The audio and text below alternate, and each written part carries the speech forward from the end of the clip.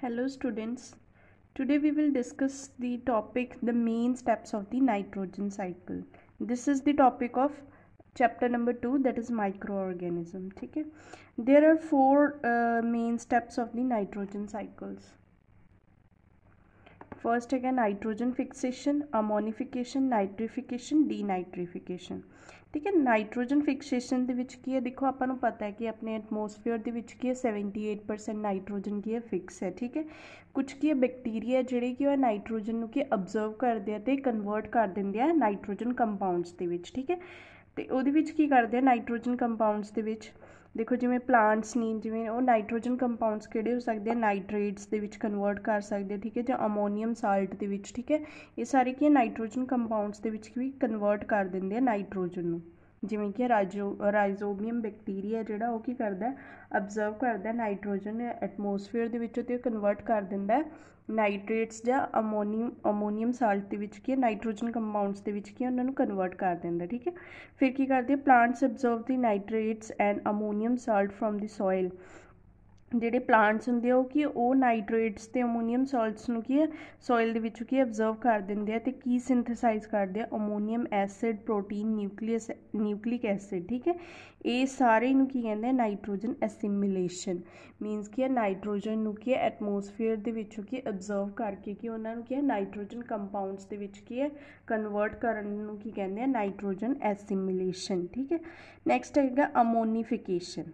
देखो अमोनीआ पता लग रहा है ना, अमोनी तो की अमोनीआ इत्थे की अमोनीआ की फिक्सेशन की जाती है। किवें की जाती है decomposition of proteins and other nitrogen compounds जिहड़े भी आपां इत्थे की है नाइट्रोजन कंपाउंड्स बनाए सी। ठीक है, उन्होंने की करता है डीकंपोज कर दिंदा ब्रेक डाउन कर दिंदा अमोनीआ दे विच। ठीक है, decomposition of proteins and the other nitrogen compounds into the अमोनीआ जिहड़ी भी आपां फर्स्ट स्टैप दे विच की है नाइट्रोजन कंपाउंड्स बनाए सी उन्होंने की ब्रेक डाउन करता है अमोनीआ दे विच। ठीक है, उन्होंने की कहते हैं अमोनीफिकेशन कहते हैं। ठीक है, नैक्सट है नाइट्रीफिकेशन। नाइट्रीफिकेशन दे विच की हुंदा है it is the process of converting of ammonia and ammonium salt into the nitrates. ये की करता है जिहड़ा आपां सैकेंड स्टैप दे विच की अमोनीआ बनाया। ठीक है, उन्होंने की करता है कन्वर्ट करता है नाइट्रेट्स दे विच। ठीक है, फिर की करते it is carried out by the nitrifying bacteria. जिहड़े भी नाइट्रीफाइंग बैक्टीरिया होंगे जिवें कि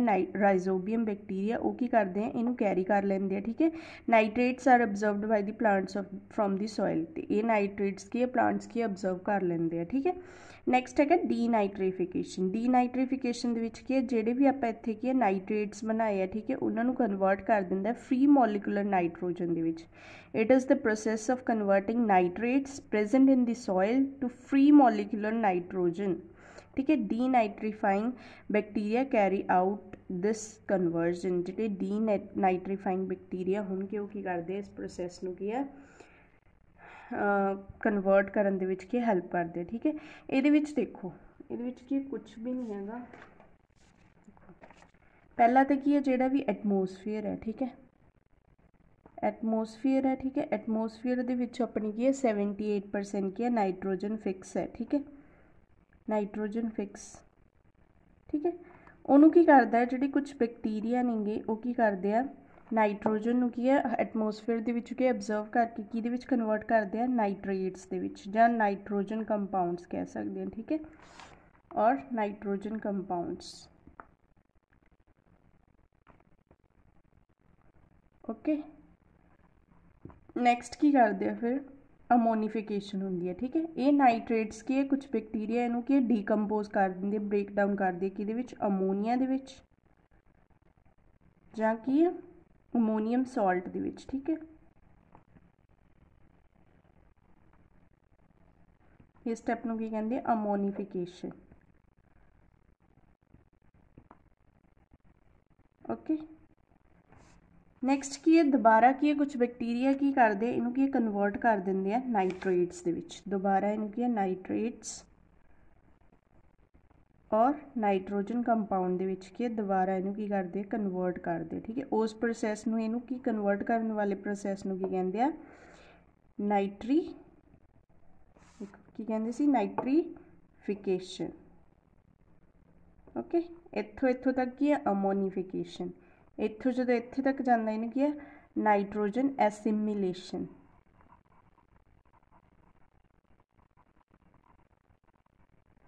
ओके, फिर कुछ बैक्टीरिया ਜਿਹੜੇ ਹੈ ਕਿ ਉਹ ਕੀ ਕਰਦੇ ਆ, ਡੀਨਾਈਟ੍ਰੀਫਾਈਂਗ बैक्टीरिया ਜਿਹੜੇ ਉਹ ਕੀ ਕਰਦੇ ਆ, ਨਾਈਟ੍ਰੇਟਸ ਨੂੰ ਕੀ ਹੈ ਦੁਬਾਰਾ ਨਾਈਟ੍ਰੋਜਨ ਦੇ ਵਿੱਚ ਕੀ ਕਨਵਰਟ ਕਰ ਦਿੰਦੇ ਆ, ਤੇ ਦੁਬਾਰਾ ਨਾਈਟ੍ਰੋਜਨ ਕੀ ਐਟਮੋਸਫੇਅਰ ਦੇ ਵਿੱਚ ਚਲੀ ਜਾਂਦੀ ਹੈ, ਉਹਨੂੰ ਕੀ ਕਹਿੰਦੇ ਆ, ਡੀਨਾਈਟ੍ਰੀਫਿਕੇਸ਼ਨ।